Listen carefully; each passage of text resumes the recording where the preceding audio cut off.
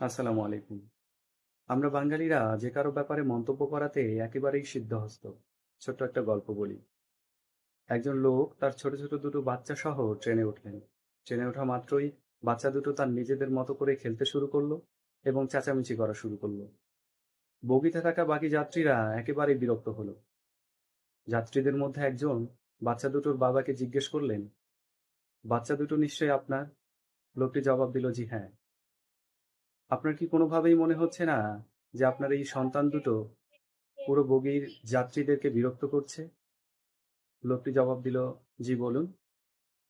যে আপনার কি উচিত না বাচ্চা দুটোকে বকা দেয়ার কিংবা শাসন করার?